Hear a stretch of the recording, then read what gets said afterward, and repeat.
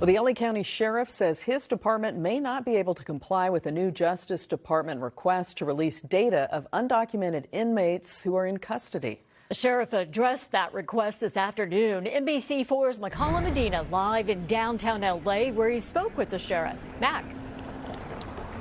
So Kathy and Carolyn, the sheriff says he actually hasn't officially received that letter request from the Department of Justice. But if he says if it is a list or a request for a list of inmates in his jails who are undocumented, he simply doesn't have that list. They do not collect immigration data, according to the sheriff. We also learned from the sheriff some pretty shocking news that he has gotten what he calls threatening letters from the Department of Justice because he failed to comply with them in the past.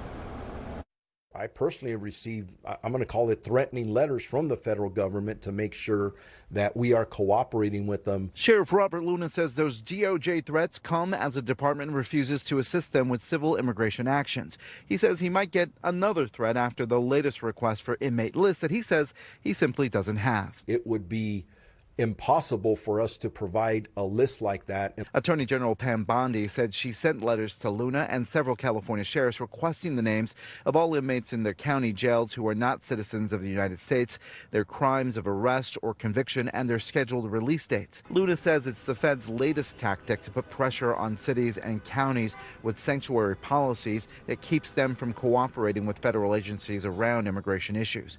And he says DOJ really has their own list already. For anybody who's being booked, and our normal process is to live scan you in the fingerprint machine, that the federal government knows who they're looking for. Luna says the DOJ has sent his department what's called detainer requests of undocumented immigrants in his jails, wanting the county to hand them over. The feds, he says, had 995 in 2024 and 435 so far this year. The county didn't comply under state and county sanctuary policies, unless, of course, those requests came with a judge's warrant. The county didn't comply under state and county sanctuary policies, unless, of course, the request came with a judge's warrant. We have a warrant, a federal judicial warrant, because they've committed a crime. This isn't the ice cream vendor, the lady making tacos on the street. This is somebody who's committed a violent or serious crime.